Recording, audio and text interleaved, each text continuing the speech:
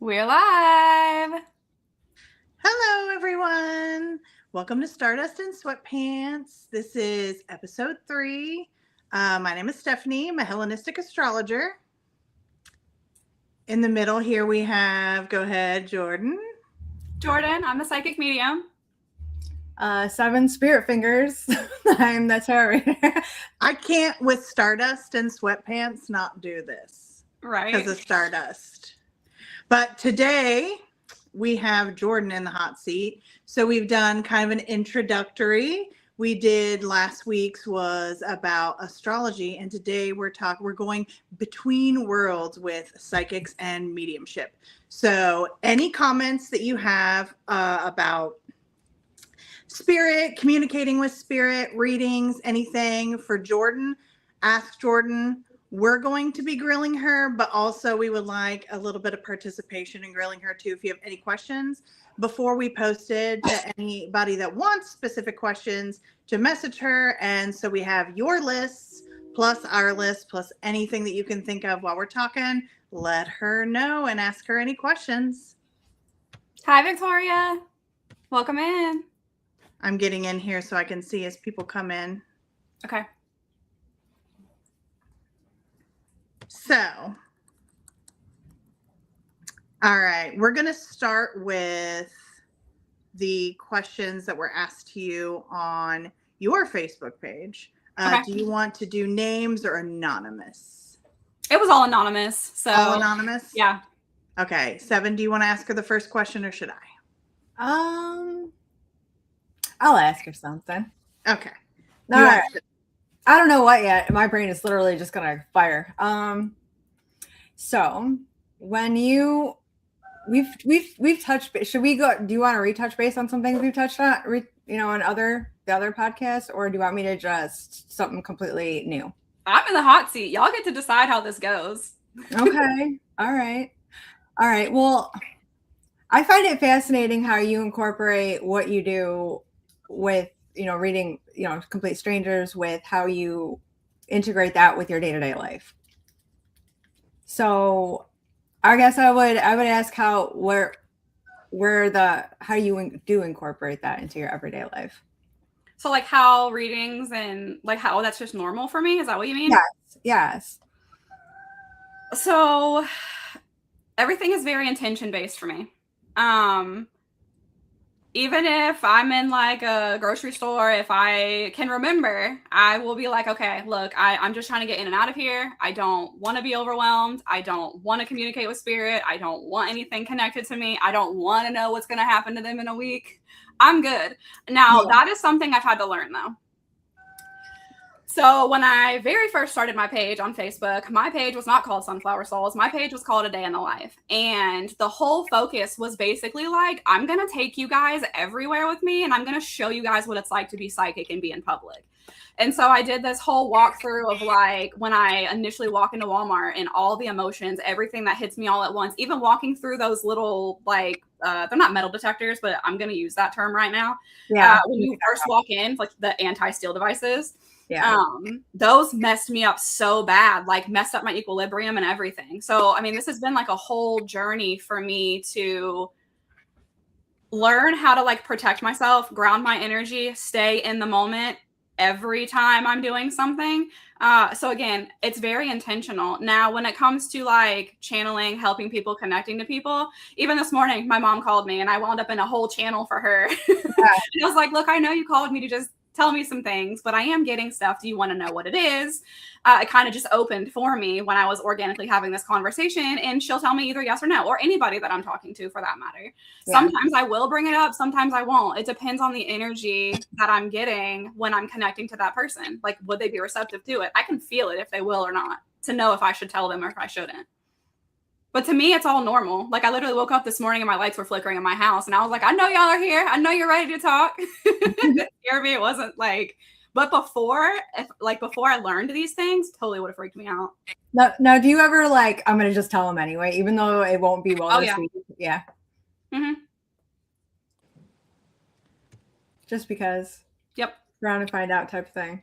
Yep. I'm like, I know you didn't ask, but I'm getting it and it feels really important and you can do whatever you want with it. If you don't care, that's cool. I just can't keep it. I'm not going to be the house to this knowledge for you. Right. So yeah. Is that everything on that question? Yep. Because mine is one of my personal ones, because even though I've been in the metaphysical community for a long time, I kind of stick to my own stuff. But I did not understand the distinction between psychic energy and how those readings go, and mediumship and how those readings go, and what the difference is and what the similarities are between being a psychic and being a medium. Okay, great question. So, psychic connects to the physical world. So that's how I'm able to connect to someone's health. It's how I connect to what their career is. I can connect to their family members. I connect to their loved ones.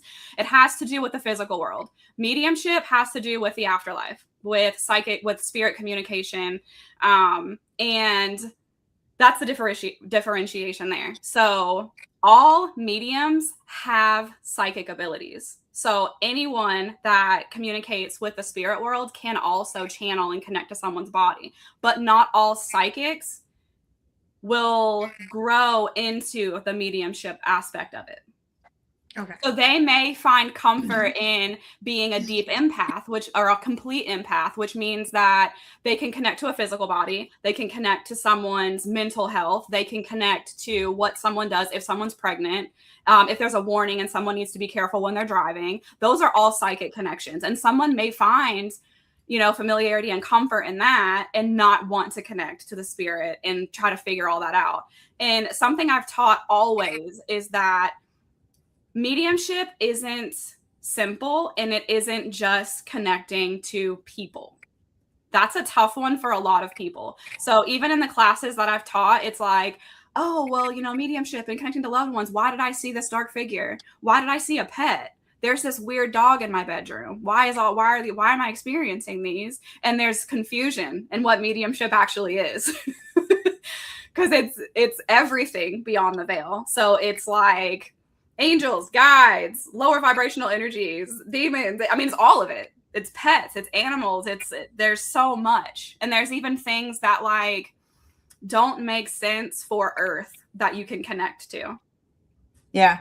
Like interdimensional beings, extraterrestrial beings. There's so many things that you'll see and connect to in mediumship that can incite fear, where someone may minimize that part of their gifts and abilities and stick to the psychic, because the psychic is like the pinnacles in tarot. It's real. It's Earth. It's here. It makes sense. There's not a fear connection to it.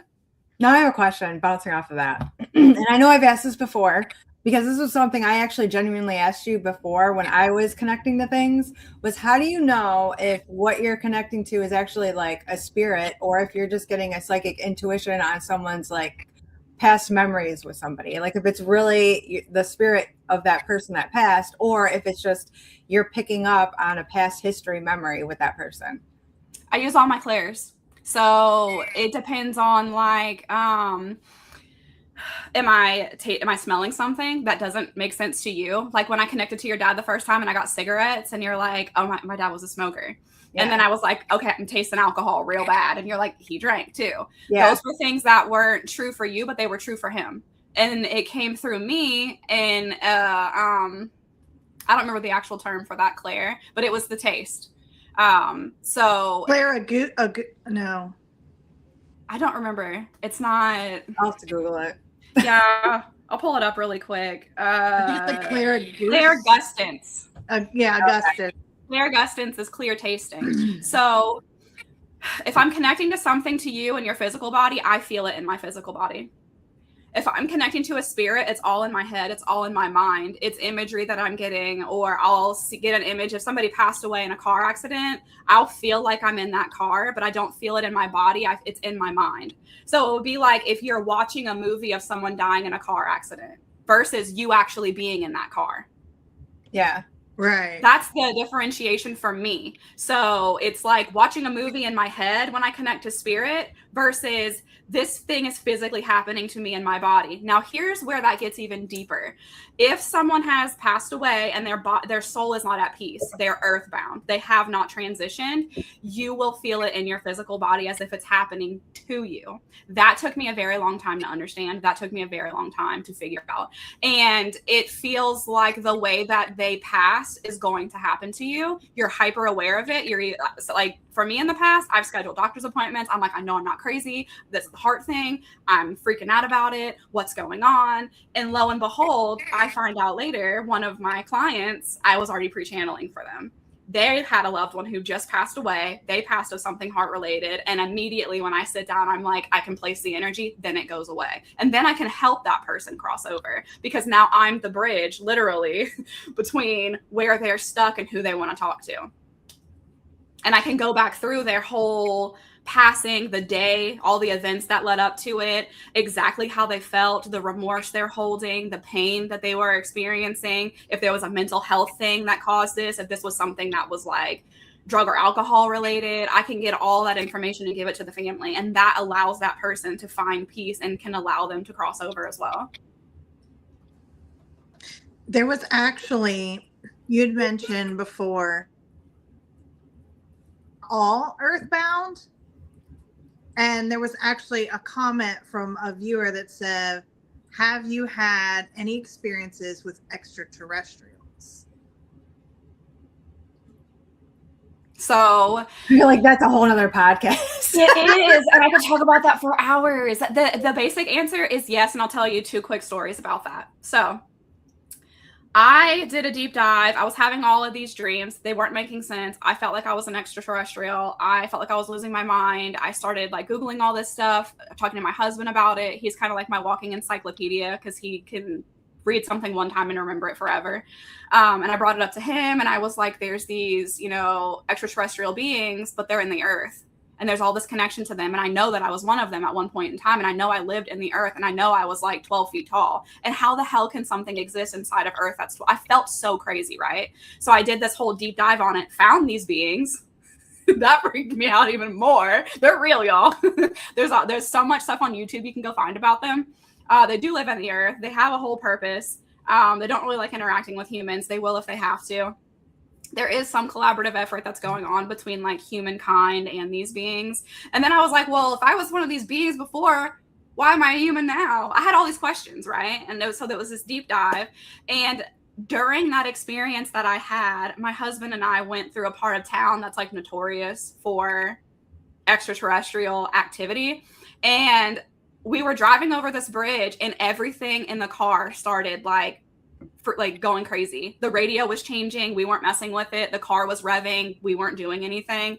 And he and I both looked up at the same time and we were like, oh shit. Because there was this giant metal mass in the sky. And literally as soon as we saw it, it was gone. And we both just looked at each other like, did that fucking happen? But it happened to both of us at the same time. So we know it did. So that's one of my experiences with extraterrestrials. I also experienced a different type of extraterrestrial through a reading I did for a woman. She did not understand why she was forgetting things. She couldn't understand it. She thought she was like, she had like dementia? DID, something like that, dissociative identity disorder, where you can switch. She thought that was what was happening to her. Lo and behold, it was not. There was a lot of extraterrestrial influence with that. And when I really got into the channel with her, it scared her and I. And to be in fear and see what's happening to someone and be sharing that with them and them going, oh my God, I have memory of all of that and what's happening to their body. And yes, I had bruises there. And yes, that was my experience. And yes, I felt that way. And yes, I'm afraid to go in this room in my house. And everything I'm saying to her that I'm channeling, that I'm seeing made sense to her, freaked us both out. And we were both like, okay, we need to spend more time with this. So I actually worked with her for like 3 full months so we could uncover what was being hidden from her. So then she could work with these beings and find out why they kept erasing her memory. And she was actually able to do it. It was crazy. How would you even protect yourself from something like that? Right? I have a motto. I'm scared. I do it anyway. It's not for me. this woman came to me, she needed my help, and I have the ability to help her. At this point, it's beyond me. And if I am going to be hurt, or if anything is going to come of it for me, I'm not accepting that. I am fully protected from that because I'm being called to action. I'm being called into service. We're in control of everything. Everything we channel, everything we think, every way we react to somebody, we are in control. And luckily enough, I was at a point in my journey where I had learned a good bit about that, and I had started setting boundaries with spirits. I don't like being touched. I don't like them messing with my hair. I don't like it when they all bum rush me all at once, which honestly feels like if you go to a party and there's like 30 people in the room, and then all of a sudden they all realize that you just fell and all eyes are on you. That's what it feels like for me to be bum rushed by spirit. I don't like that. It gives me like fight or flight, out of body feeling. So I'm like, look, homies, I'll talk to all of you, but you all need to line up. Get in line, and when I'm ready to talk to you, you can come to the front of the line. You're not going to bum rush me like that. So instead of having everyone all at once, it's more so like when you see those, book authors, and they're just signing their name for each person that walks up and having a mini conversation. I'm more in control of it, but again, I had to learn how to be in control of it. The same rule applied with that whole, I don't even know what you would call that. I wouldn't call it mediumship or psychic channeling. I don't have a term for that. Being able to help that woman with the extraterrestrial thing and give her memories back. I have no term for that. Space guidance? I guess. I was like an intergalactic bitch right then. I don't know. That's what I got for it. That's definitely, I think something that people don't think about is that there could be a connection to something like that. Yeah. But there's so much that we don't know. Mm-hmm. So, I mean, just having to figure that out and then uncover it and then work it out with the client, that's a lot. Yeah. To answer Victoria Rose really quick, she said, what is it called if you can feel their pain while visioning them alive and deceased? That's clear feeling. That's clear sentience. You feel emotions, physical sensations, energetic imprints from others or spiritual sources always in your body. So you're using one of your clairs when you're doing that.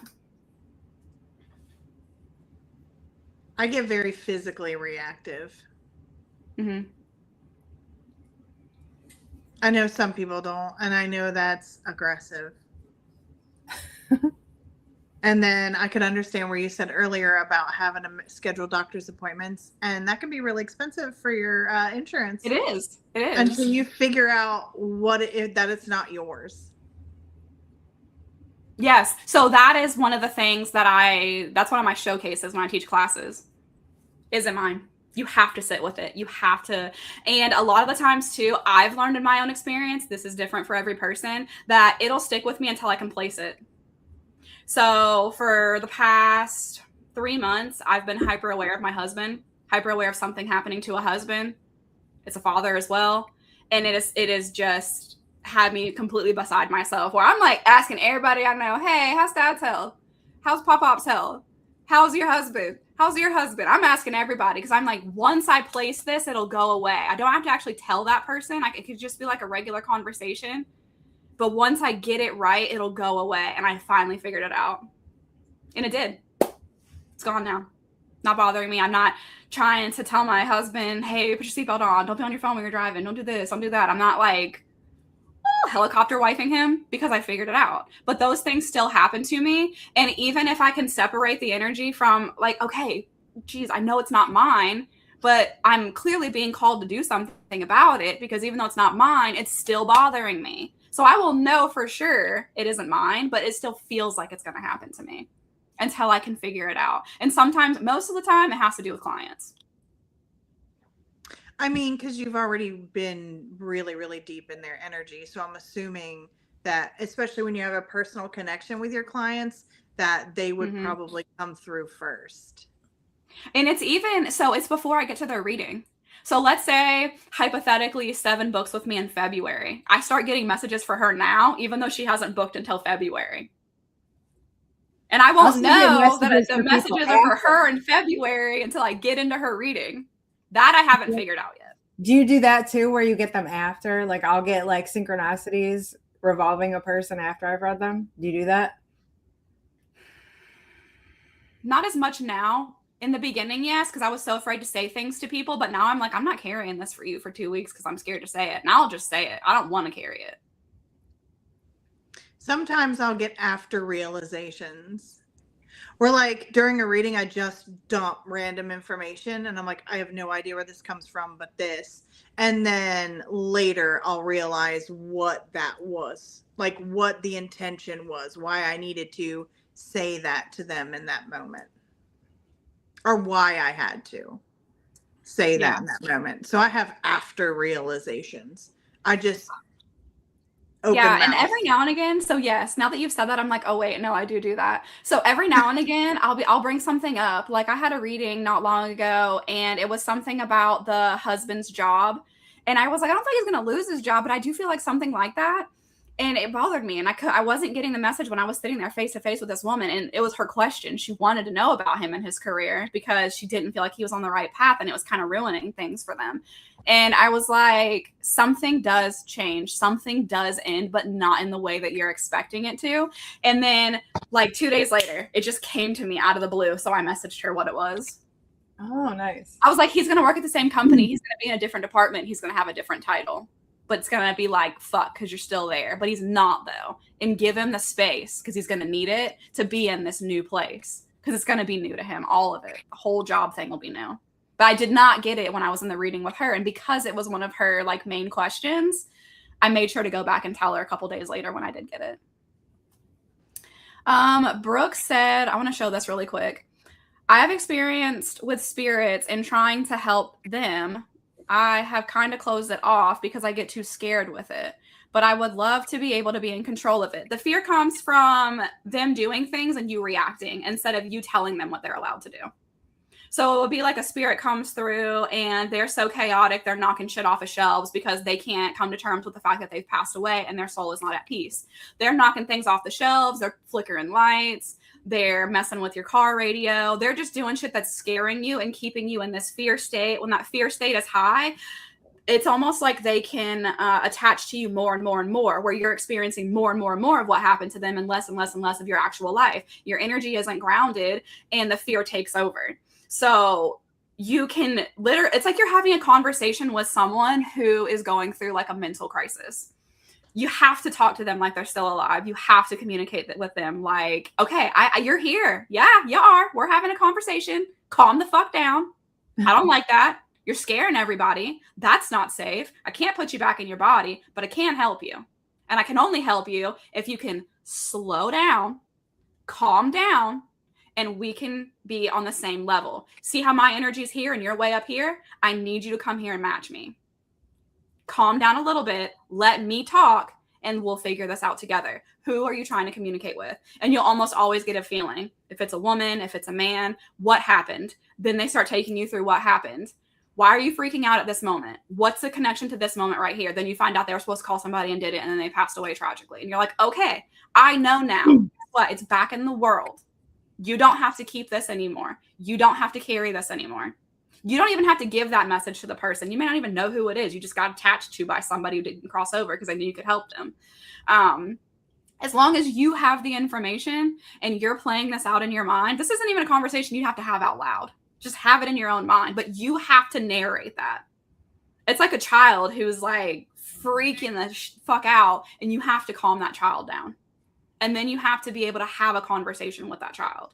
It's the same with them because they're so frantic because they don't understand what happened. They don't understand why they passed away. They weren't expecting this to happen. They have so much unfinished business. That could be like if they were going to feed their dog that day and then they're like freaking out because they passed away and can't connect to the dog because they're earthbound and stuck and wanting to know if the dog was fed. And then you can psychically connect to it and go, hey, this woman with blonde hair has your dog. You don't have to worry about it. And then they're like, that's my mom. And then you're like, okay, next problem. So it's problem, solution, problem, solution, problem, solution. But you cannot let them dictate to you how you're supposed to feel or what you are supposed to do for them. You have to stay in control of it all of the time. The hardest part about this, Brooke, is the fact that you have to go through how they died with them. And it feels like you're going to die that way. That is the hardest part of getting earthbound spirits to cross over. You have to be willing to share the experience with them for them to go, oh my God, you understand. I don't have to feel this way anymore. And then the release happens. And it is hard to feel like you're dying over and over and over and over again. That reminds me, I don't know, have you ever seen that? I want to say it was a show, and I want to say it was called House on Haunted Hill, and I could be wrong.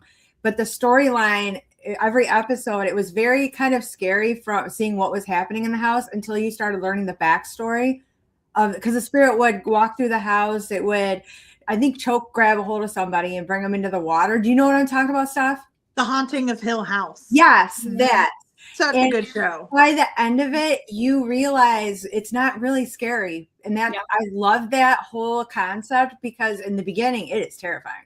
But then the more it gets broke down and the more you understand it, and fear is just a lack of understanding. So if you can more so understand something, you then get knowledge is power. So I have a similar experience to what you just explained. So when I was living in my old house, I had this dark figure that followed me around all the time. No, it didn't matter how many times I saged, didn't matter what I did. And it was getting to the point that I was getting nervous. I wouldn't necessarily say scared, but it was more so like, this is bad. This is getting real bad. I can't get rid of you. And that's not typical for me. And then I was like, you know what? Just shift your thought process. What if this is somebody who passed away and they're holding so much negativity about their life and they hate themselves and they're just trying to get you to see that? And so I was like, maybe you don't want to hurt me. Maybe you just need me. And when I flipped that thought process, I saw his face. And then when I saw his face, I was like, okay, I can do something here. So I got my singing bowl out, because I was like, I just felt it organically. I felt like I needed to do something with sound energy to be able to pull this person back through and get all this darkness off of them. So I grabbed my big singing bowl and I was playing it in my bedroom. I only played it for like 5 or 10 minutes. And then I just saw this whole man in front, and he was crying and he was hysterical. And he was like, no one's been able to see me this way. He had passed away like 50 years ago.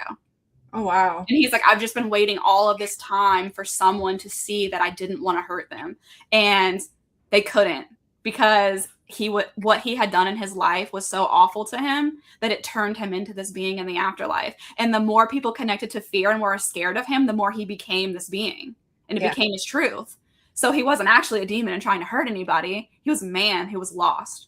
And I wouldn't have known that if I wouldn't have had that whole, just like, I don't know if it was a download from my higher self or an aha moment or what, of like, I'm just not going to be scared of him and I'm going to see what happens. I didn't even know it was a him at the time. I was like, I'm not going to be scared of this thing. I don't know what it is. I don't know what it wants from me. Clearly it needs something. Let's figure out what it is. And that was my experience with that. And then I was able to help him cross over, and I've never seen him again. I mean, that's probably a huge relief for that. I mean, so it's like when you have a conversation with somebody and somebody's really amped up and angry. Yep. And you start yelling about the situation too. And then you just keep amping each other up. Yep. So that's got to be a huge relief. Let me see. I'm trying to check the comments for questions, trying to make sure we don't miss anybody, because I'm bad about comments. Another viewer question was, can you tell if a place is haunted just by seeing a picture of it, or do you have to physically be there? Yes. I can see a picture of it and immediately know. I can even watch TV shows. So here's the thing. Here's a funny story. I can watch TV shows and know when people are bullshitting. So if they're like, oh my God, this place is so haunted, I'm like, no, the fuck, you're such an asshole. Like, this place is not even haunted. Like, how fucking dare they, dude? And it's annoying to my husband, but then we'll like go look it up and it really won't be a haunted place.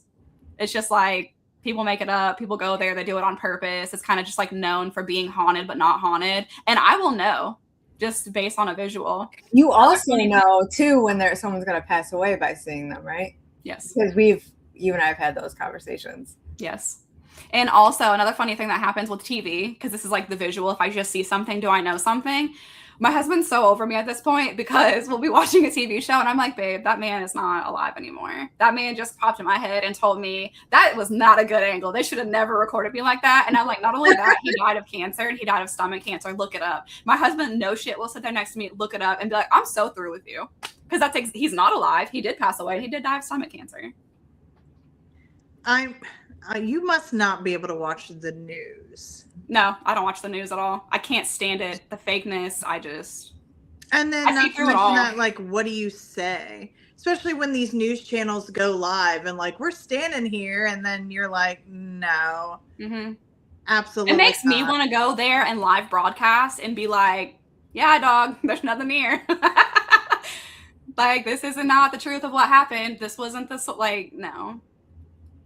And sometimes, like, it's a blessing and a curse because sometimes I know things I'm just like, why did I need to know that?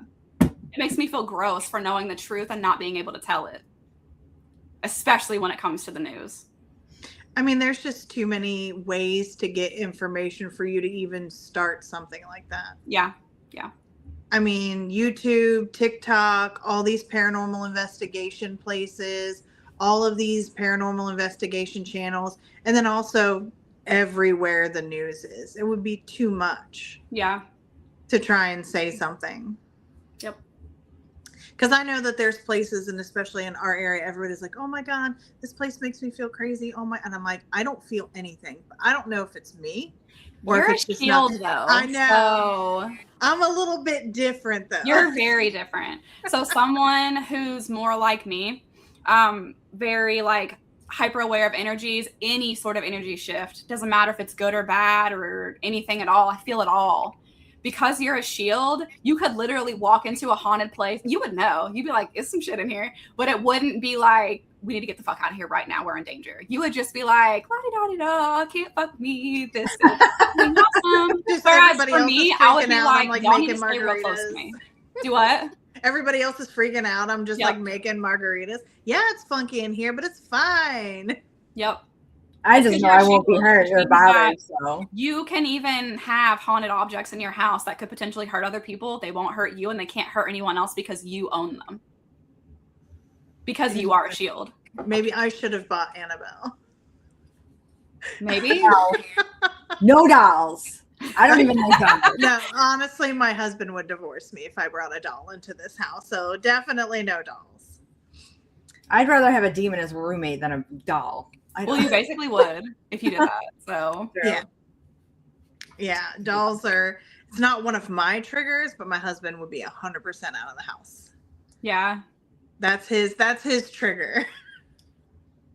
So let me double check the comments before we move on to some of these questions. From your experience, does spirit always listen to you, or has an entity ever overstepped your boundaries? no, they don't. It's a constant. It's like people. You can have boundaries with people, and they're not going to respect that. They were human at one point in time. You have to be willing to continue to set the boundary. I've been on live recently and been like, I'm not helping you because the spirit is pissing me off. They're influencing my thoughts so much that I can't even try to connect to the person I want to connect to because they're so frantic about wanting to connect to their loved one. I won't help them. Not right then and there. Maybe later when it's just me and them and I can actually give them the attention. But no, you're not going to do that. You're not going to come in here, fuck with my hair, touch me, push me, make me feel flighty. I do not like any of that. If spirits do that to me, that you're getting annexed, buddy. If somebody do that to me in real life, also, I'm not fucking talking to you. That's how I set those boundaries, but they're every day. Like, dude, if you're going to touch me, how about a massage? Yeah. Yeah, honestly. Right? Won't you, if you can push something, won't you push a broom? Yeah. Push your broom. I mean, I would love that. That's what I would tell them to do is push a broom. This place needs some love. Let's see. Can you turn your gifts on and off so you don't want to be disturbed while you sleep? You can't turn them off when you sleep. No, that's when you're the most connected to your subconscious. That's why a lot of people get messages from their loved ones in their dream state. It's your safest place. You're astral traveling. You're not in your body anyway. So there's not this connection to the physical body being in danger. Turning them off in sleep, I've found is impossible. Yes, you can turn them off in your waking life. You can just be a muggle. That's what I call it. I'm like, I'm a muggle today. Don't ask me anything. I mean, that's a very good term for being able to turn it off and take a muggle moment. Yeah. I think sometimes we all need muggle moments because I think so many people don't understand that those feelings aren't yours because I accidentally channel all the time. Yeah. All the time. And I'll be just mad for no reason or emotional for no reason. And then I'll like look around and be like, oh, that's not for me. So being able to have those muggle moments is probably good for people that don't even use their gifts all of the time just to be able to be like out here unaffected. Yeah. And it's not even that you won't be unaffected. You still will. It just won't be like overwhelmingly affected by other people. I'm going to throw these up really quick. Danum5509 said, but what about when you set those boundaries, then do they actually stop? So your loved ones, your people that are around you will, yes, but the spirits that want to communicate with you connected to other people may not. Yours will always respect you, and that'll be another way too for you to know. So sometimes that's tough too. Sometimes they will, sometimes they won't. Like if I'm in danger, my loved ones will stop me, even if that means touching my body, but I will know that. Right. So they'll cross the boundary I've set. That boundary is more so like, don't fuck with me when I am not in danger. You know what I mean? But like if they need my attention, or if I need to answer a call, or something needs to happen, they'll still be able to do the things I was just saying, hey, don't do to me. If I'm not listening to them, if I'm having a muggle day and they don't want me to have a muggle day. So I hope that answered that. And then it says, or you just really have to block them out. I don't block anything, honestly. If I want to have a muggle day, I just intentionally have a muggle day. That's just the intention that I set going out. It's just like saying, I don't want to deal with a Karen when I go to the grocery store today. It might still happen. You just navigate it if it does. You choose to engage or you choose to walk away. Those are your fucking options. It's the same. Like, there's so much more we could do if we stopped looking at spirits like ghosts that want to hurt us and looking at them like there were people at one point in time. Let's see. I'm going to bring these questions back up. And then after we get, I know Seven and I are anxious to get to our personal questions. Yeah. Because we I are. feel like a lot of people did ask some of the questions that I wanted to. Yes, some of these I'm like, ooh. And then Jordan answered them. And I'm like, okay, I don't need to ask that anymore. Have you ever experienced something that made you wish you weren't a psychic medium? Yes. Because even the connection to like family and friendships and like, do they actually like me as a person or are they using me? That is hard. Because there's the ego with that, and then there's also the truth behind it. And it's like, not to say I'm famous, I would never say that, but like people who are famous and they struggle with like, do you like me as a person or do you like me because everyone else likes me? Right. You know? So there's that aspect of it, and the whole like differentiation and like, am I just here to be used? Do you actually love me as a human being, or is it just what I can do for you? That is so disheartening sometimes with this. And then also, I really did not want to be a psychic medium when my Mima died when I was 16 and I could not see her. I didn't want to be gifted. I wanted it to just go away. I was so pissed. I was mad at myself. I was mad at the heavens. I was mad at hell. I was mad at God. I was mad at anything I could be mad at, because I was like, how? So Grandpa passed away when I was 12. I could see him all the time. I was constantly smelling him. He was everywhere. It was great. I was like, oh, he's not actually gone. He's like always here, you know?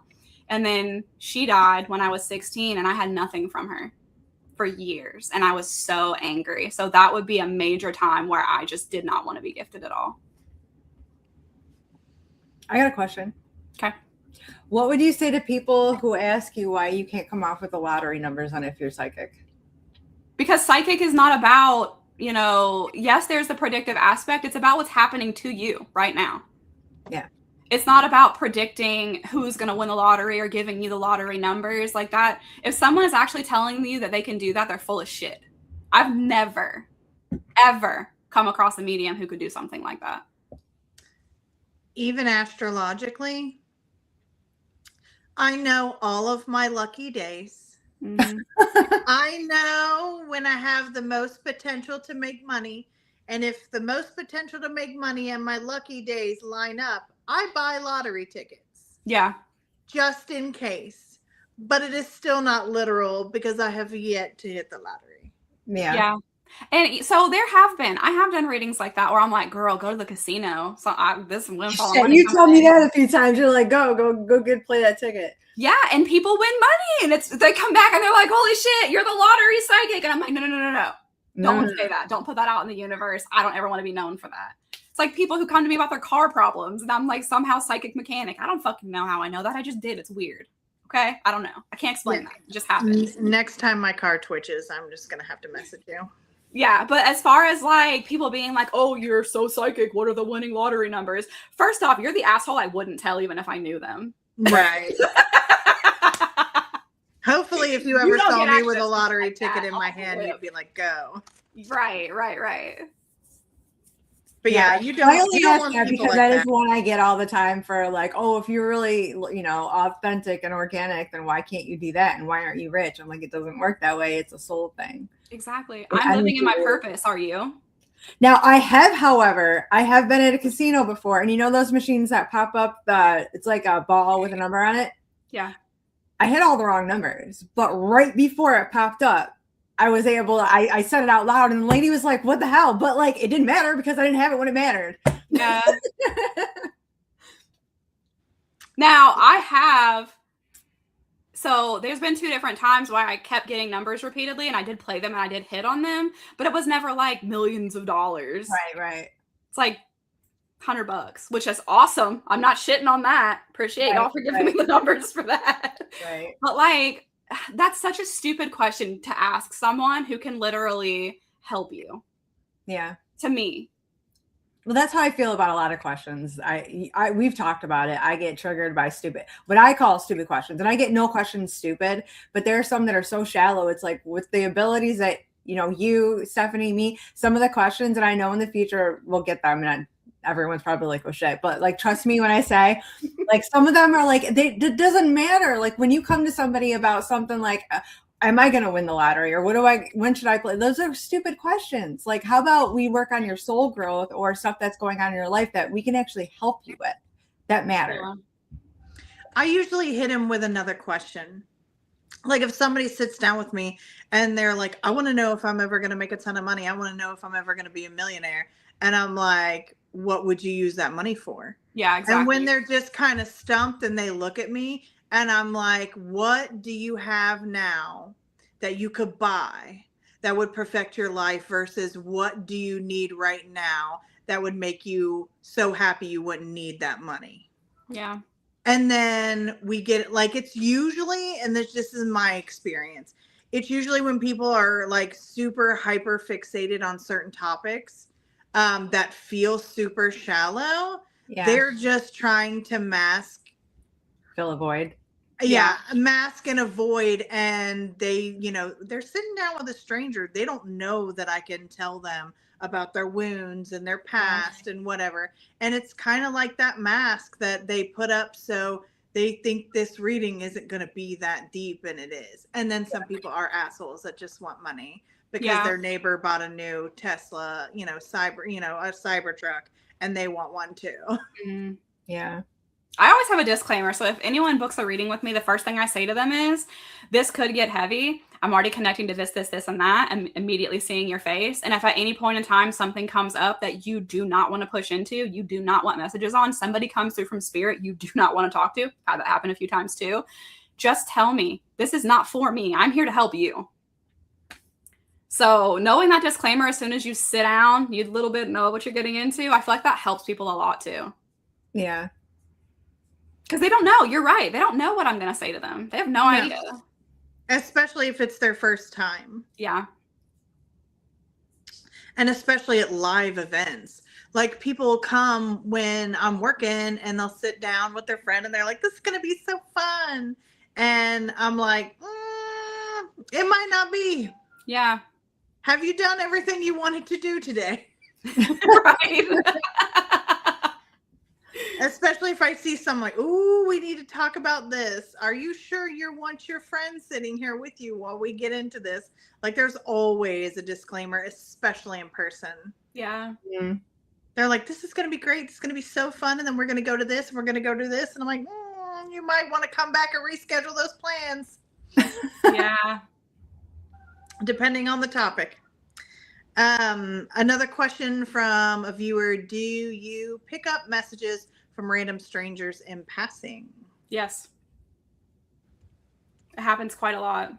Even if it's not a random stranger, like I've literally been driving my car and slammed on my brakes before because I saw somebody step off of a curb that wasn't a living person.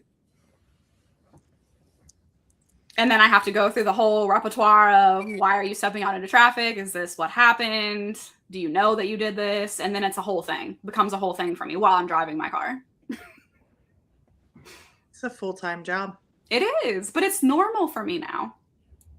It doesn't feel like work all the time because I've been doing it for so long now that it's just kind of like second nature. It's like literally driving a car. I have to be responsible for this big machine, and then there's all these other people in this big machine that I'm responsible for, but I know how to do it. It's easy, and it's like second nature at this point. Checking comments again. Just don't want to miss anybody. I don't want anybody to feel like they're not special. Everybody's special. Okay. What was your first memory of knowing you were tapping into your gifts?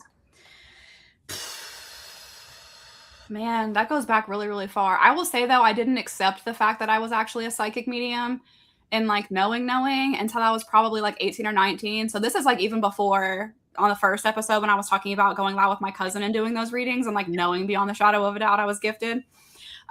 Even before that, there was a situation when I was like 18 or 19 with my now husband. And I just kept getting this overwhelming message about a mom having a heart attack. I had my mom go to cardiology. I had his mom go to cardiology. I had everybody get the clear. It wasn't going away. It was still happening to the point that like I had now stepped out of my comfort zone and told my mom, told his mom, told other moms that I knew, women I was working with that were mothers, because I was really trying to figure it out. And then what actually happened was his dad's wife at the time had a massive heart attack and almost died. She also had children and was a mother. And that happened when I was like 18 or 19, and it freaked us both out. Oh, wow. That same house that I was living in at the time had a lot of spirit activity. So a lot of like doors slamming. You would hear somebody running down the hallway. And this wasn't just stuff I was experiencing. It was stuff my husband and I were both experiencing. And I was just like, what is going on? But even then I wasn't scared of it. I wasn't scared of the noise, the movement, the lights, like none of that. That scared me as a child, yes. And it scared me up until that point. But then when I was like, I had moved out of my family home and I was living on my own, I felt more in control of my life. I think that's what it was for me. And feeling more control of my life, I was less scared of what could happen.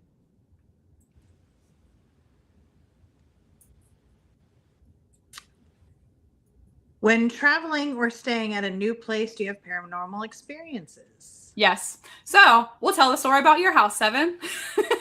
Oh. So it was this year, right? Mm-hmm. March of this year, I went to New York and visited Seven.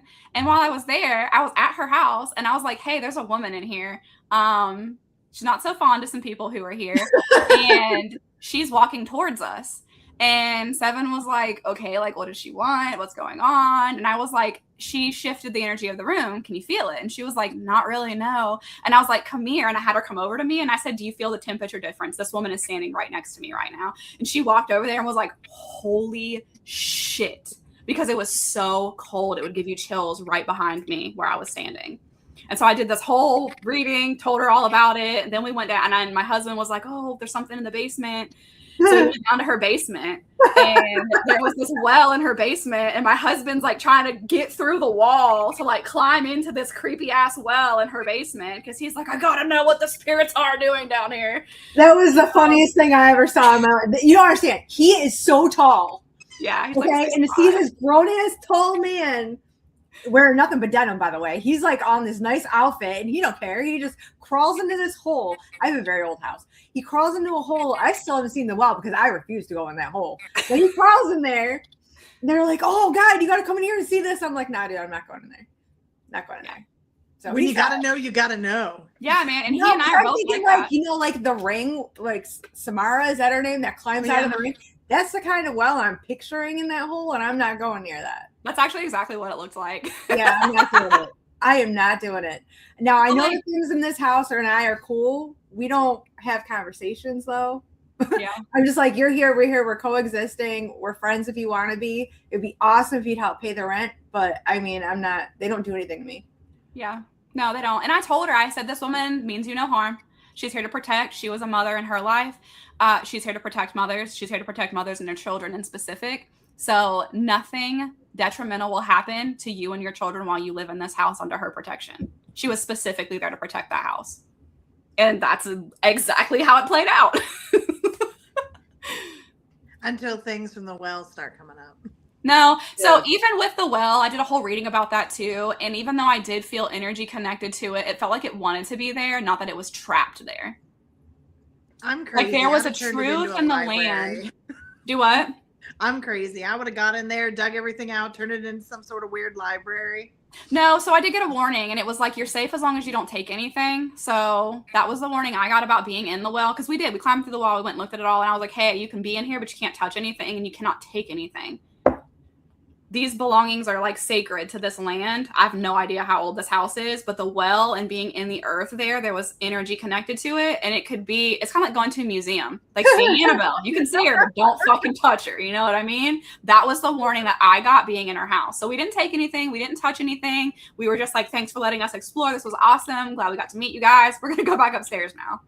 I can tell you that when the new landlord bought the place and they were doing work and stuff down there, a lot of crazy stuff was happening. I could tell the house wasn't happy. Yeah, it won't be because it's sacred. That land you live on is sacred. I told you this when I was there, but like for viewer content, that land is sacred. That well is sacred, and where it is and what it connects to in the earth is also sacred. And it's not just one spirit connected to that well. And we talked about this. We went over it. I told you all the people that I was connected to, and the man in the hallway, and like there was just so many things. I did a whole walkthrough of her whole house, y'all, and I told her about all the spirits that were in every room of her house. It was really cool. Mm-hmm. It's kind of like even if you buy a plastic bunch of flowers and go and take them and put them on a grave, it's just plastic flowers. Yeah. But it's the symbolism of putting them for honoring. It doesn't matter what it is, it's the intention behind it. Yeah. I also realize now in saying that just how much trouble I probably get into, not feeling the danger in things and just touching stuff. But you don't have to worry about that because it can't connect to you because you're a shield. I also don't want to listen. I don't want to be rude either. I just can't help the fact that I just bumble into things. Being a shield means you don't influence either. So you wouldn't hurt anything by touching things. You're like Sweden, if that makes sense. You can't influence and you can't be influenced. Wait, what happens if I touch things? Because I'm not a shield. No, you're I'm friends with everything. Yes, but there's also like a dark aspect to what you are. You're like a dark angel, basically. So the occult, the weird, the creepy, the scary, all that stuff will flock to you. So you have to be careful with that.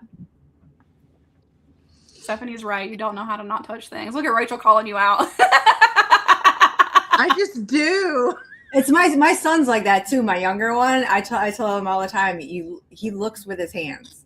Yeah. He doesn't look with his eyes. He's got to touch everything. I'm like, stop it. I've worked on it. I have worked on it. I touch less than I used to. She's like, I'm getting there. But I still touch. I can't help it. The other reason that it wouldn't affect you so much too, Seven, is the fact that you're a match for that darker energy. So you can't be influenced by it or be hurt by it, where someone who maybe is like an earth angel or a rainbow child or like a light worker, they could potentially be hurt by that energy, whereas your soul recognizes it. So there's no desire for understanding coming from the lower dimensions, so they don't try to hurt you or affect you. Yeah. Now, you cannot have things you couldn't go to Stephanie's house and take a bone from her house and take it home with you because it would fuck up everybody else around you. She can't gift you shit like that. She could have it at her house and you'd be totally safe to fuck with it at her house, but it's hers. It's like if somebody has a crazy ass pit bull, but if they're in the room, the pit bull won't attack anybody. That's Stephanie's belongings. I have to remember this when thinking about just gifting people things. Like, I thought this was supposed to help. I'm sorry, man. I'm sorry. Danielle said, I don't think I'm a shield. You're not. You're a mirror. You mirror everything to everyone, and that's why you have a hard time understanding who you are at the base of it all. Just as much as you interact, you need an equal amount of alone time because you need the introspection. Your personality will become someone else's personality because it's meant to. You came here to show people where they're fucking up. You came here to show people where they're hurting. You came here to show people the negative aspects of their personalities. You came here to show people how they love. You came here to be love. You're a mirror, not a shield. So that's why you don't feel like you're a shield. You're not. It makes sense for her. Yep. Came up in the Akashic reading too. I forgot about that. You're right. It sure did. You're a mirror. Oh, speaking of mirrors, mirrors and doorways are known to be portals. What's your opinion on portals? Have you experienced heightened activity from them? Yes. So there's a whole psychology about walking through doors and how your body perceives it as walking through a wall. And that's why you forget things when you walk into a new room. Like the doorway effect or something Yep. like that? I've read about it. Yep. I try to trick it, but it's a thing. Like even knowing it's a thing and then trying to trick it so that I don't forget, it's still like walking through a portal and whatever's on the other side, Yeah. I forget. Yep. So the mirror thing, let's talk about that because I have a very interesting story about that. So my husband and I were learning about mirrors. We were learning about interdimensional beings. We were learning about time travel. It was this deep dive spiritual awakening he and I were on together. And in that process, I did not know at the time you cannot have mirrors facing each other because it creates like, or mirrors facing doors. Yes, can't do that either because it literally turns that into a portal for any vessel to come through. Here's what happened. This was the old apartment that I had, and I had those like mirrors you can put jewelry in, like hang your jewelry in them? Yes. Yes. I had that hanging on a door to the closet of my bathroom, and I had my main mirror to my bathroom over here. Yeah. Literally like a week into learning about this, he and I get woken up in the middle of the night from shattering glass and a man going, "Hey!" scared the shit out of both of us. We thought somebody broke into our house. Both jumped up out of bed, both ran around the house, couldn't find anything. Walked into the bathroom, the mirror that was hanging here with my jewelry in it, off the wall, smashed on the floor. Now this thing was like, there's no way that could have happened. Yeah. Other than something fucking traveled through this mirror and ripped it off the wall. It literally, because it was, it was like sticky tabs. So it had a hook behind it, 2 hooks holding it, and the sticky tabs all the way down the sides. It had ripped off to the point that it ripped part of the wood grain off of the door. Wow. That's not regular. That's not normal. It scared the shit out of both of us. Here's the real fucking kicker to that like to this day, I'm just going to accept it for what it was because I can't logically make sense of it. The man's voice that I heard exactly sounded like my grandpa that passed away when I was 12 years old. So I was like, is he a fucking time traveler? I've always had this question. I've always wondered ever since that happened. Was it really him? Was he a time traveler? Was he trying to tell me something? Did he protect me that day because I did not know that you couldn't face mirrors towards each other like that? Is he the reason it got ripped off the wall? I feel like it is, but I still have that question all the time. Yeah. The biggest thing I've ever heard about for mirrors personally, and I don't know if you believe this or not, is that you should never have mirrors facing your bed. Yeah, that too. While you're sleeping, because things can come in while you're sleeping, or if you astral project, you can get lost. I don't know. Yeah, maybe I got stuck in the loop, remember? Because mine's kind of facing my bed, but like the end of my bed's here, the mirror's here. But it's facing the bed. Yeah, but it's not facing you from like, you don't have it behind your bed or in front of your bed. So correct. That's okay. Okay. I've never heard that one though. Fucking you up when you astral travel because of a mirror. I mean, part of that, just don't have one when you're facing your bed because while you're sleeping, things can come through. But somebody elaborated on it once and talked something about the negative effects of astral travel if you have mirrors facing your bed. You know what's interesting about all this to me too is technically our TVs are black mirrors, which is even more dangerous than a regular mirror. And almost everybody has a TV in their room facing their bed. So I would argue that point kind of with the whole astral travel projecting, like I don't like fear.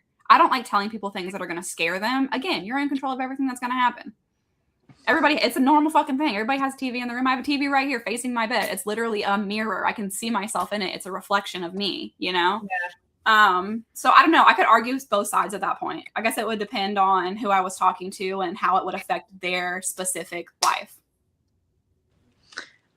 Luna Bella on YouTube. I'm curious, what would I be? Because I feel like I'm multiple things. Okay, you are, let me get the word for it. You're an illuminator. You came here to uplift fallen humanity. So there's a polarity in what you are. You can get with the lowest of the low, bottom of the barrel, have the same conversation that you would have with the CEO of a company. You're an illuminator. You turn people on. And I don't mean that in a sexual way. I mean that in like a true purpose, life path type of, this is what you do. You ignite people. They can just have, and it's also why people will come to you and like dump their whole life story to you. And you're just like, what the fuck? Because they need to release that to be the next evolved part of them. And you have that just organic ability to illuminate their path just through conversation. That's why when you feel connected to sending someone a song or telling someone to watch a show or just telling somebody something, you should always follow through with it because you're an illuminator. Apparently the Victoria says, oh my God, I have a mirror facing my bed that is permanently on the wall and was there when I bought my trailer, but I do have a TV in front of it. That's fine. Don't worry about it. Because it's back to back. It's not glass to glass. Here, I'm just going to go through and put all of these on the screen for us. What if the mirror is covered up with tapestry that is facing the bed? That doesn't necessarily help. Have you seen all the videos where someone's in a hotel room and they're like, how does this work? How can I put this above my face and you can see me on the other side of it? So would it prevent things from coming through? Yes, but it can still allow watching. That's scary. I mean, it is, but like, dude, we're humans. Who gives a fuck? Mine is because, listen, mine's not scary because, oh my God, something's watching me. Mine's scary because what if like one spirit tells another spirit the embarrassing shit I do in my house when I'm by myself? You know what's funny about that? That's why I don't want to be watched. What's funny about that is I've actually connected to that in people. And they're like, how do you know that? And I'm like, I don't know. Somebody must be watching you or something. And it fucks them up when I say that. So I've stopped saying it. Listen, I don't want people to know like my dancing habits when I'm cleaning my house or my ADHD driven playlists when I'm doing things around the house. I need to not be watched because it'd be an embarrassing story to hear somebody else tell me. I wouldn't even mind. I'm surprised being a Sagittarius. Listen, I'm for the most part never embarrassed, but every now and again. Like, I don't want anybody watching me shower, which remember that one spirit I had was messing with people in the shower at my house. So that was a thing. So we had to deal with that because leave us alone in the shower, please. Okay, so as of right now, I believe we've gone through all of the questions that were messaged to you, Jordan. Okay. So do you want to move on to our burning questions? Unless somebody's posted in the chat and I haven't seen it yet. Rachel, she did. She said, what am I? I could sit here all day and listen to Jordan talk. Girl, you're an earth angel. That's why when like you will be so struck by negative things happening to the earth. You'll feel it as if it's happening to you. Suffering of the earth, suffering for specific kinds of people, being an advocate, almost like a humanitarian, wanting to advocate for people who don't have voices. That'll be such a huge part of you and who you are because you're literally an earth angel. You even struggle with being on earth, feel like you don't belong here, but you have a purpose here and you just want to go home, but nothing ever feels like home, no matter where you go and how far you travel, because you're an earth angel. What else? You're also somebody who will sacrifice to your own detriment. You put other people first too much. But you know you have to. There's such a part of you having to do that to be able to access the truth of your own journey and find out why you're actually here and what you're actually supposed to be doing. So every time you feel like you're wrong, just know you're actually right. That is Funny, very Stephanie true. has a huge mirror on the wall in the living room. They see it all, Stephanie. Bro, these ghosts are already seeing us naked. No, that's scary. Oh my gosh. Jordan, I feel like you have told me what I am, but I can't remember. You're so not to say you're just an empath, you're a deep empath, but there's a huge connection to like the physical body with you. And you can even do like what's called psychic surgery on people. Let me put you up here. Show. Why is it not showing? It doesn't want me to show her. You can even do like psychic surgery on people. I would look up a deep empath, what that means, because you have all of the empathic abilities, which means you can basically read somebody's mind. You can, the more you learn this, and it's not just like, oh man, my foot hurts because I'm around so-and-so and they broke their foot. You could fix it. You have the ability to influence their energy. You can do what's called psychic surgery.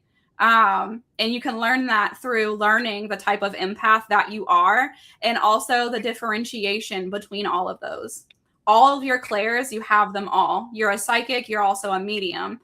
But if I really had to give you a title for all the things, I would say you're a deep empath. Look into that. It sounds so generic, girl, but it's so meaningful when you look into what it truly means and the abilities you actually have that you haven't even attempted to access yet.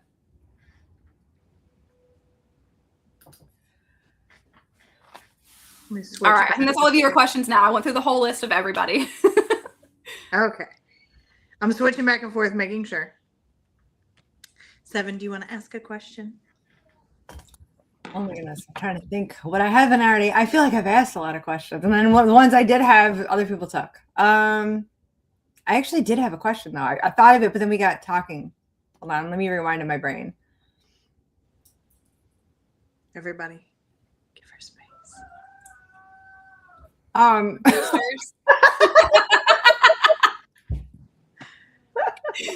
That was like such an epic, like.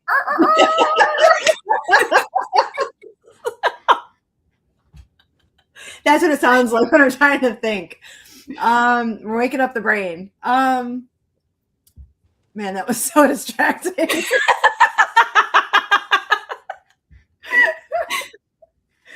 Oh my God. Oh. Yeah, I can see your comments, Victoria. What's up? Did you ask something I didn't put up there? Oh, she wants to know what she would be.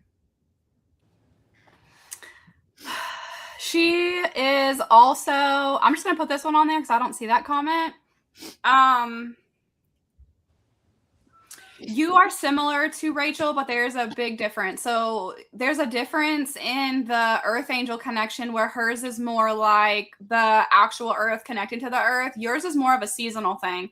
And yours is more teaching. And teaching people to go through the motions season from season from season. In the winter, things are supposed to end. You're supposed to feel nasty. You're supposed to not want to connect with people. You're supposed to hermit mode. In the spring, you're happy. You're bubbling. You're creative. You're bebopping around. Like you're supposed to be, you're going to teach people through the things that have happened to you. So if I gave you a title, it would be like a teacher, but it's not like go teach a college course or go teach elementary school. Teach people what you've learned.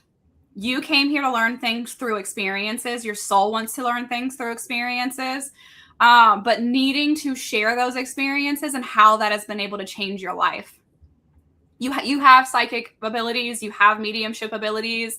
There's a few clairs that are very dominant for you that you use. But if I had to give you a term, I would say you are a teacher. Okay, I do have my question now. Okay. Before I forget it again.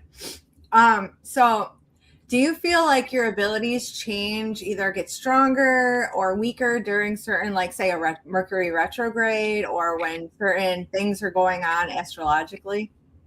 I wouldn't say stronger or less strong, but they're definitely more themed. Okay. So there'll be like a highlight during Mercury retrograde on like people making poor decisions in their life and being hyper focused on what those decisions should be.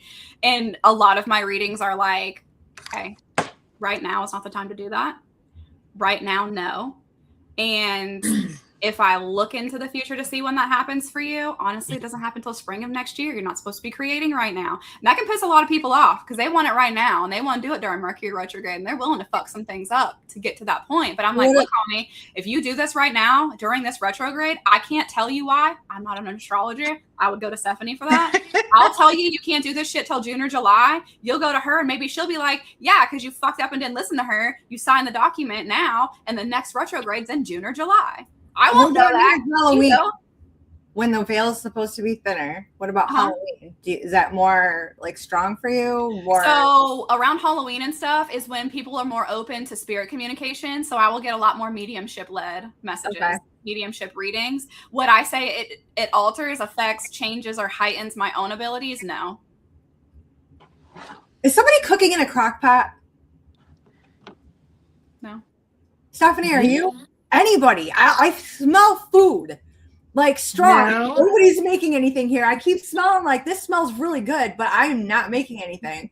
The only thing going on in my house is really loud roosters that apparently my microphone does not drown that out in the background. Oh, I love it though. It's hilarious. But no, it was perfect timing. I was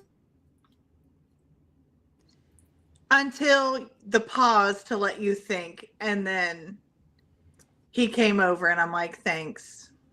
Perfect timing. No, it smells like somebody is cooking like a slow cooked like roast or something with potatoes in it. I don't know where that's coming from, but like it's hitting me out of nowhere. It's coming from you channeling. It smells so good. I can't get rid of it. Now, that's going to be one of the things I make tomorrow for dinner. Like everything is put together ready for my fridge. So tomorrow when we go out, I can throw it in my crock pot, but it is not cooking now. It smells so good, whatever it is. It's so overwhelming. I'm so hungry right now. Well, let's see if anybody in the chat's cooking. They're not cooking. They're eating, but they're not cooking. Yeah, no, this smells like, man, whatever it is, it smells so good. That's why I was like, my kid didn't come down here and like make something. I am hungry, but this is a very specific meal and it's very specifically made, and I don't have all that stuff. So yeah, you're literally channeling over there. I don't know if you're connecting to Stephanie and tomorrow and what she's cooking or what, but you're definitely channeling. I mean, if you can hop a flight, there's plenty to go around. Just going to be a really, really long, expensive journey for a beef pot roast. Is it tied with yeah.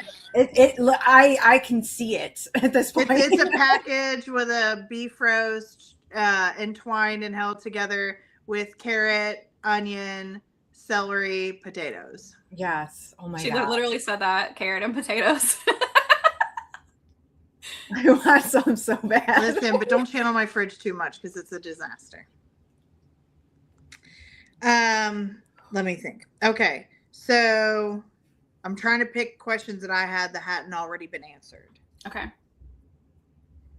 Oh, what's your go-to grounding technique? That. Deep breath. Feels cold in my throat. Feels like I'm in my body. I also do a lot with my hands.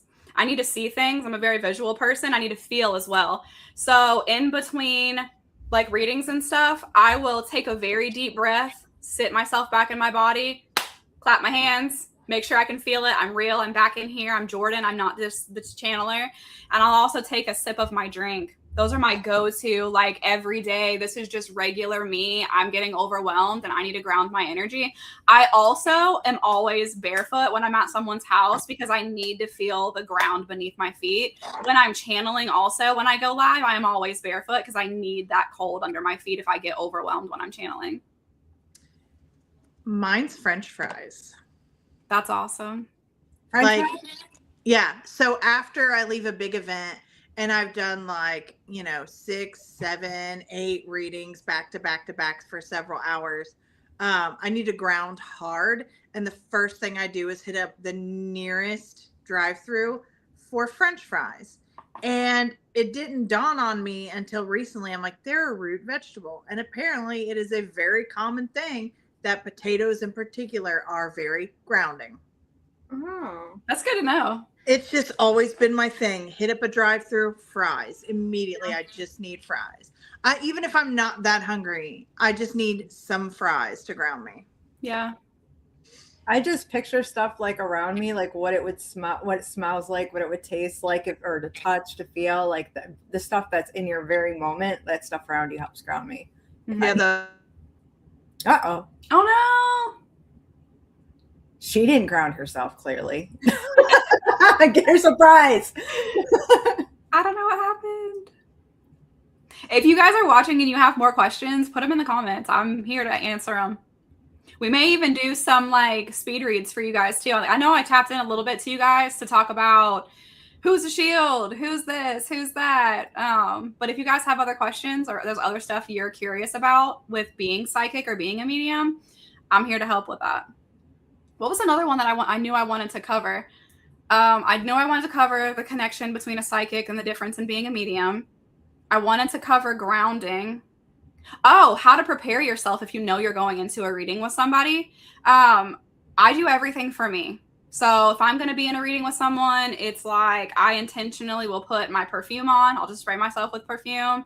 I like to write things too because that helps me change the connection from it's all in my mind to being in the physical, where it doesn't feel like it sticks with me after the reading, and then I can send it to the person that I was doing the reading for because it was for them anyway. So it takes it out of the mind and it makes it real, and that also helps me like super ground my energy. And it's like a protective thing that I do whenever I'm doing a reading and I'm connecting to somebody. I'm just going to check in on her. She's back. I'm bringing her in. Okay. Yeah. I got a phone call. I have no idea why it kicked me off. Woo. Nope. Woo. Music We're like is in the good. seats right now. I don't know what happened while I was gone, but I got a phone call. It usually doesn't kick me off, but apparently today it was going to. That's okay. I just told them a little bit about like what I do to prepare for a reading if I know I have one scheduled. And then even in between readings, I try to give myself, now sometimes I'm notorious for going over in my readings. I'm bad at that because I can talk forever and I want to help. And but in between readings, I will get up, I will stretch, I will walk around, I'll crack my knuckles, I'll lift my arms, I'll fluff my hair back out. I will just be in my body and be so very present in the moment right before I have to get into another reading. Victoria mentioned something though that goes with what you're saying. Like, so how do you know if you're channeling or someone or if it's in your mind? Like, how do you tell the difference? I want to know how I know I'm channeling, but it's hard to tell because I'm still learning about all of this stuff. You're gonna have to confront it. You're gonna have to ask, where's it coming from? Where'd that thought come from? What's going on? Am I supposed to say this to someone? Is it just for me? Curiosity is the key. That is why children have such an easier time connecting to all of this, and they will just organically tell you, hey, Pop-Pop's in the room, and you're like, what the fuck did they just say? There's no fear for them. It's all curiosity. They saw something and they were like, oh, fun, hi. And they put their arms up and they want to be picked up by a spirit and they're engaging with it. They don't feel like they're in danger. We as adults have to have that same energy. We have to go into it with a level of curiosity. So I think the feeling, because I know you feel things. Yes, but I get it in every way. Yeah. It's not just a feeling. It could be things popping into my head, visions popping into my head. It could literally be I see somebody out of the corner of my eye. It can be I feel something happening in my body. I can taste something. I can smell something. I can audibly hear something that no one else is hearing in the moment.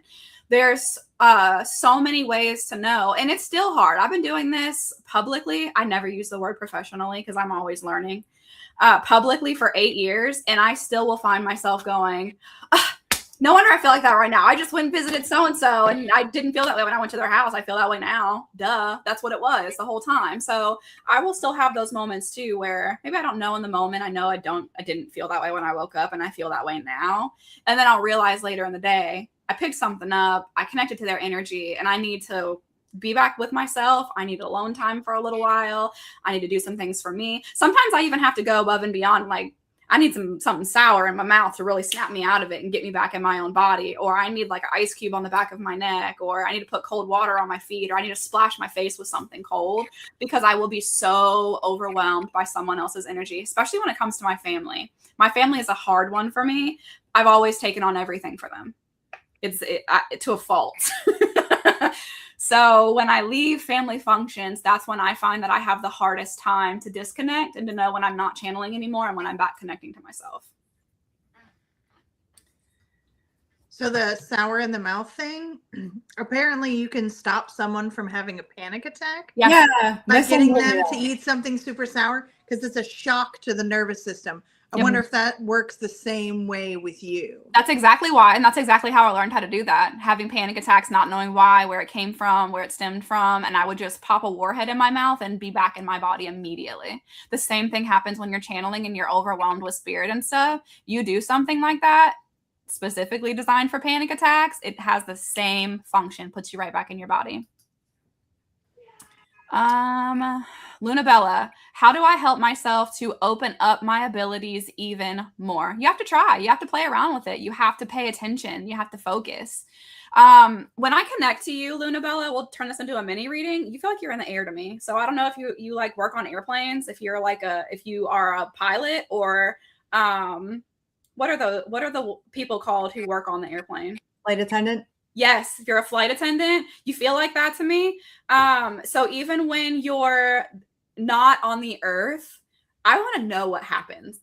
I would love to know if this is what you actually do for a living. One, I would love to know that. But two, I would love to know the influence of being in the air and being away from earth because of the connection to earth energy for you. And if it's harder for you or if it's easier for you when you're in the air. To me, it feels like it's easier for you because an airplane and aircraft, being in the air feels like home to you. It feels more like home than having your feet on the ground and your feet in the dirt. You feel more grounded in the air to me, which is bizarre to me as a person, than you do when you're actually on the earth. So how do I help myself open up my abilities even more? When you are on an aircraft, even if you just travel a lot and you don't actually work on an airplane, when you are on an aircraft and you are traveling, look at all the people you're traveling with and see if you can pick one thing up about each person, but intentionally connect to them and intentionally disconnect from them, as if you're going to have a conversation with them and then stop the conversation. And you're just doing this in your mind. You don't have to actually walk up to them and talk to them. See what you get. And it could be something like aftershave. They just shaved their face. They're really tired. They might be pregnant. They could be this. They could be that.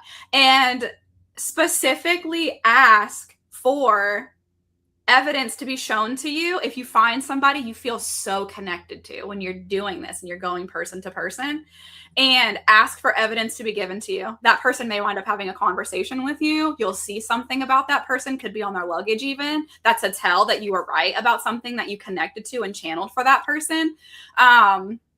Now, some people could get pissed off at that and go, oh, that's intrusive. You shouldn't read people without, their knowledge or their know-how. Okay, well, you do it every time you walk into a room. You walk into a room and you see someone and they freak you out. You're like, what the fuck? Why do I feel nervous? Something's wrong with that person. I'm in danger. Guess what? You already read their energy. This is no different than that. You're not trying to do it to manipulate. You're not trying to do it to hurt. You're not trying to do it to cause harm. You are trying to understand something more about yourself, and that comes from a place of love. So there is a right and a wrong way to go about this. And yes, it could be argued from both ways. But when it comes to you and your safety and you learning more of these things about yourself, that is what I would recommend you doing. I've been thinking of doing it and becoming an airline hostess for a while. Oh my gosh. Do you travel a lot then? Is there a connection to that for you? I mean, outside of it being a desire? Also, Jordan, what about suspension? What do you mean, suspension? So, if she operates better in the air, what about suspension? Or does it have to specifically be in a plane? No, it wouldn't have to be in a plane, but I feel so connected to that for her. For the air? Because there's suspension and there's weightless therapy and water. Not water. Water's connected to earth. Hers is specifically air. I don't know if she's an air sign, but specifically being in air for her will do it for her. It's her cheat code. All right. Next one. Have you had any of your past fur babies visit you all the time? All of the time. I was literally driving home the other day and I was having a really tough morning. It was after some heavy readings and some really heavy stuff with family. And I just felt like I couldn't connect to the emotions to process anything. And as I was driving down the street, I saw a puppy version of my white Akita who passed away a couple years ago. And she was my baby. She was my everything. She passed away at 15. I had her since she was 9 weeks old.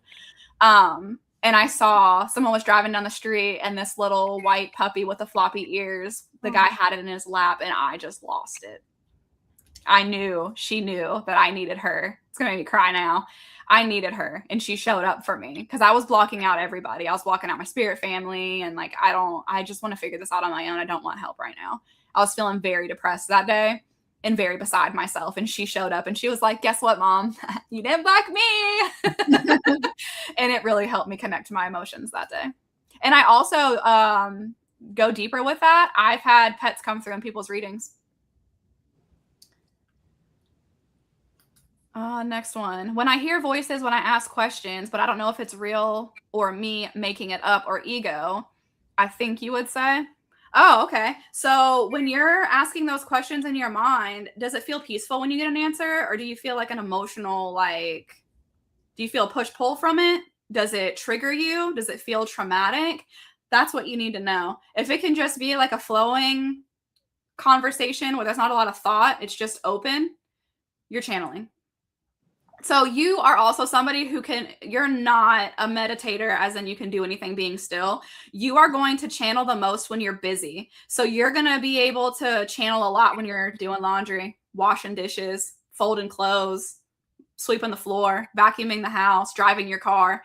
Everyday life, when you're busy, your body isn't looking for something to be in distress about because you're moving and you're functioning, and it quiets your mind. You need your mind to be quiet to know that you're organically connecting and channeling. It'll also happen to you when you're at work.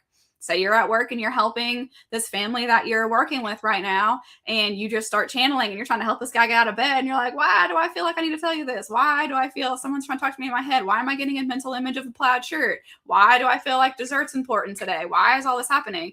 You're moving, so you're channeling because you're not thinking about what needs to happen, what's the past, what's the present, what the future is. Your mind is quiet enough to allow you to connect. I learned to suck on a lemon when I would have a panic. Yes. Astral travel. Yes. It's been a while. Gotcha. All right. I think that's it for comments for right this second. If you have more stuff that you found to ask me, Stephanie. I have a ton. Rapid fired. Mm-hmm. Have you ever been blocked from learning information? Probably, yeah, definitely. Like my Mima died and I was completely blocked from her and blocked from my psychic gifts and abilities. And I didn't want to help anybody else. I didn't want to channel anybody else. I blocked it all out and I was blocked. And I learned, and I said this on the first episode, so I won't harp on it too much, but I learned years later during a live that I had actually blocked her because I was mad at her. I was mad at the way she passed away. I was mad that her wife passed away and she passed away within days of her wife because she found out, and I thought she chose her wife over me and I couldn't forgive her for it. She was my person. She was my mom. She was my everything. She was everything I ever wanted. I craved being around her. I craved her presence. She was my favorite person in the whole world. And she left me. And I felt so abandoned and I was so pissed off. So, yeah. Do you think the emotional state of a client affects the accuracy of their readings? The accuracy, no. How much information I will give them, yes. So if I'm with someone and they specifically want to know about finances, but their dad's coming through and they don't want to talk to him and I feel really overwhelmed about something that needs to be said to them, I may reroute and talk more about family than I will just harp on him if they don't want to communicate with him. But it'll be almost impossible for me to get the exact information they want at the time because something else is more pressing, something else is more dominant, and something else is more important. Can I still answer it? Yes. And I'll go back into what you said about being blocked. I get asked questions a lot of the time I don't have the answer to when you ask me. And I'll tell you that. I don't shy away from that. Somebody will ask me something. I'll be like, you know what? Honestly, I don't pick anything up for that right now. And I'm not going to try to make sense of it. I'm not going to try to tell you maybe it's not the right time. I'm not going to try to tell you that, I'll figure it out. Sometimes I will. I'll be like, let me sit on it in a couple of days. If I don't message you, I still didn't get anything. If I reach out to you, I'll give you exactly what I got, and I'll bring it up on the next live or something, if it happens live. But I don't know if that's necessarily being blocked from information, or if it's just not important for that person, or if I'm just not the person that's meant to read it. Right. What is the funniest message you've ever received? I picked that greatest moment ever to ask. Okay. So I got to figure out how to PG this. Funniest message I've ever done while I was in a reading with someone. This woman booked with me, and the highlight was on relationship for her. It wasn't actually on mediumship, but her bestie in spirit came through. And he was very flamboyant, and he was very talkative about what happens between two people who love each other a lot. And he was talking about how she hadn't had that in a while, and he was calling her out, and it was the funny dude. I was like laughing and crying with this girl. It was so funny. And he was talking about how she needed to explore more of what she could do for herself, and how he was disappointed because her drawer was empty. And he even gave her the name of the place she needed to go to and the name of the items she needed to buy, because the focus needed to be on her loving herself, because she was picking people, not even just men. She was picking people who couldn't even satisfy her physically, let alone emotionally. So she needed to learn how to satisfy herself in both ways before that person was going to come into her life. And it was just true. She had a best friend. He did pass away tragically, and that was exactly his personality and exactly his stance on love and relationship. But it was freaking hilarious. Yeah, when things like that happen, you have to just kind of hope that they're very open to having a bestie conversation with a complete stranger. Oh, yeah. I know that some people probably come to you wanting specific messages from specific people. Mm-hmm. So why do some people not come through?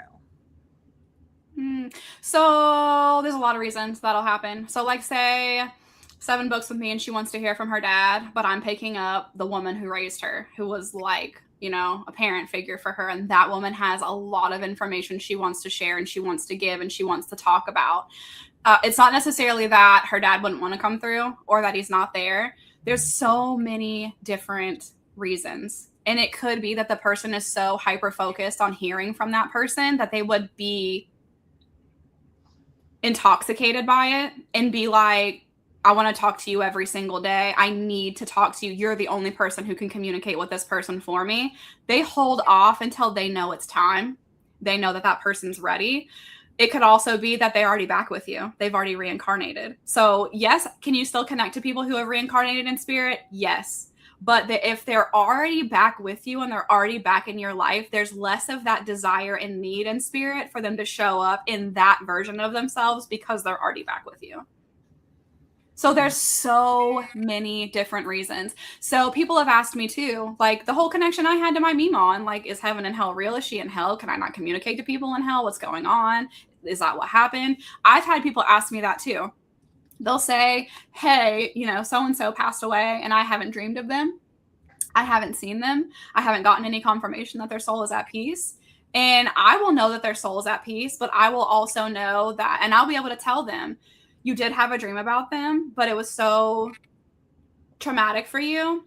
They have not pushed back into doing that with you because they want you awake. They want you living your life. They don't want you taking medications, trying to sleep, staying in this paralysis version of yourself because you're so hyper fixated on communicating with them. And I was like, we can talk about it now, and I can give you things to look for. And people miss things all the time too. They think things are just so normal that aren't. All the things that remind you of someone that they're communicating with you. And people overlook it and go, oh, I was reaching for that. I wanted that. I needed that to happen. And they made it happen. So there's things that are so missed as well that it's like, yes, that it would be like, my Mima always stopped at green lights. She was notorious for it.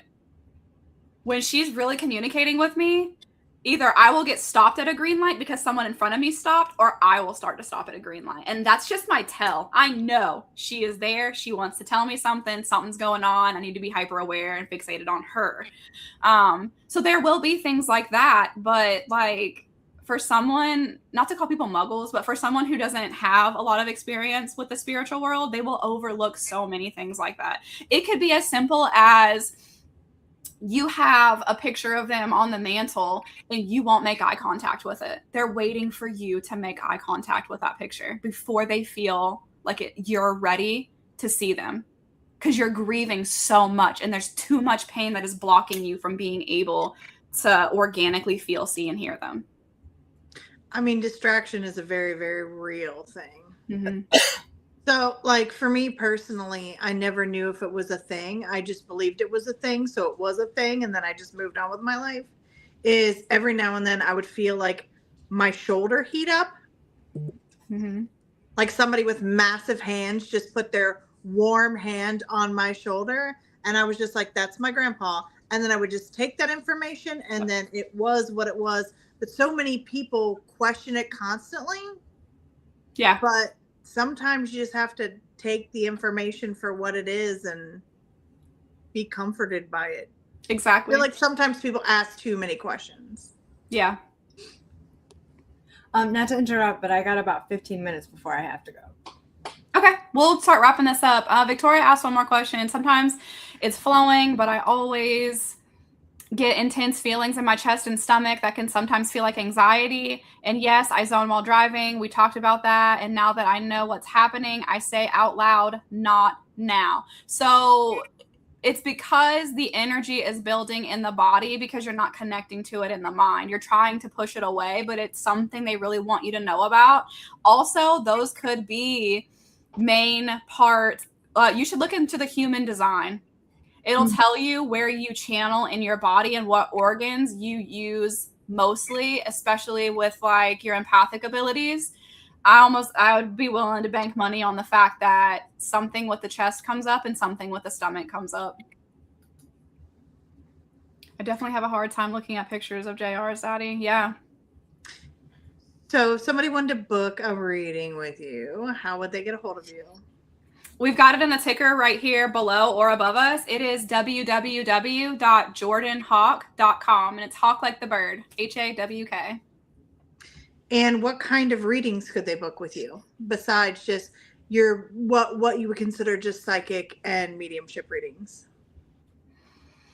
So do you offer those? I offer text, 30-minute and hour sessions you can book specifically for that. I also offer Akashic record readings. Now that Akashic records are the entirety of your soul, how many lives you've lived, who you were in those lives, what your soul has experienced, trauma you're still carrying from the past, influences in this life from those past lives. That one you can book. And it's a video recorded message that is then emailed to you. And I like to do it that way because you can watch that over and over and over and over again. And in each one of those readings, I guarantee your origin. So that is awesome to be able to go back to that and go, oh, that's right, she did say that. And then those people have these gifts and abilities, and this means this. And then it's this whole rabbit hole you fall down in that reading. I do also offer virtual group readings. In order to book a virtual group reading, you have to click on, so there's a tab that says appointments and then another tab that says classes and events. If you want to book a virtual group, you have to book it through the events tab, and also same day readings. Something crazy happens, you need to talk to me that day, you can book it in that events tab too. Okay. 7, did you have any questions before we get off of here?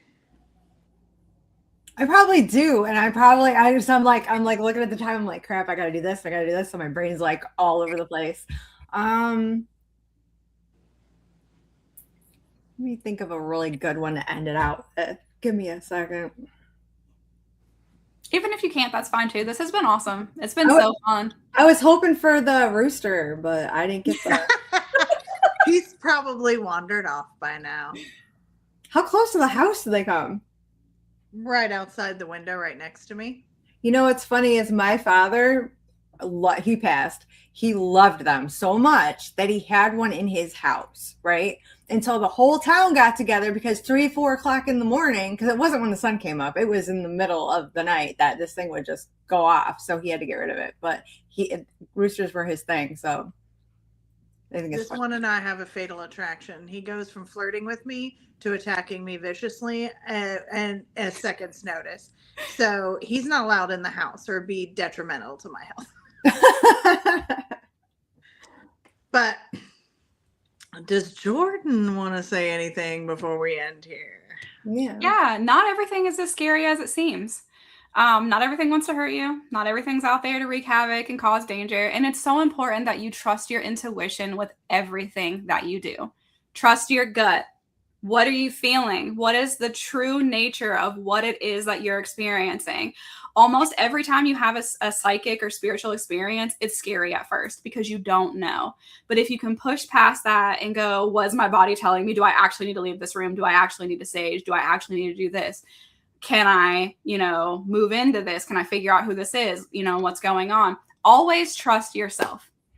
You are in control of everything that happens to you. That is my big disclaimer for everything. You are always in control. Okay. Do we want to announce next week's episode? Oh, yeah. So next week in the hot seat is 7. And we're going to be talking about all things tarot. So if you want to text the number scrolling across the bottom of the screen, message, ask questions, call in, leave voicemails, anything about tarot experiences, tarot readings. And we usually do Sundays. Today is a rando. Today was supposed to be a pre-recorded, and we just got together. We're like, fuck it, let's go live. But next week's will be on Sunday. What was that? The 29th? I have no idea. Oh man, whatever the Sunday after Christmas is. I think 28th. it's the 29th. 28th? It's the 28th. It's the 28th at noon. Yep. So tune in, YouTube, Facebook. We're going to try TikTok. Hopefully all of our technical difficulties are gone by next week, and we've experimented and made all of the mistakes, and then everything will be ready to go on 3 platforms for next week for 7's exciting episode about tarot. Also, last thing I want to tell you guys, we have not quite smashed that 50 subscribers yet. As soon as we do, we're going to do the raffle. Literally the day we hit it, we'll go live, we'll put all your names into it, and we'll do that raffle. And somebody is going to win a powerhouse of a reading for free from all 3 of us all at once. Now, what are we at right now? Does anybody know? 39? Y'all go tell 11 people. Hey. Yes, 39. Don't create another YouTube account. Hurry We're up. at 39 subscribers right now. Actually, if they created YouTube accounts, that would give them more entries. That's into true. winning. You can do that too. You can put yourself in there twice. Listen, as long as we don't see it, it's not cheating. Right? I don't even care. Just bending the rules. Rules were made to be broken, most of them anyway. That's how I feel. Yes, especially ones that we deem breakable. Right. All right, you guys. Well, thank you so much. This was amazing. I loved all of your questions. I loved being in the hot seat. That was so fun. And we're looking forward to Grilling 7 next week. Yes, I'm not a good host, so I'm looking forward to not having to host again. What? Just for that, I feel like I was in the hot seat more today, having to ask questions and go through comments than I did last week when I was.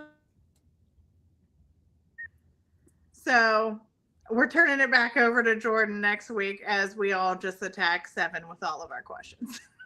Fair. All right, we'll see you guys then. Y'all have a beautiful week. Merry Christmas. Merry Christmas. Hi, Merry Christmas. Happy holidays.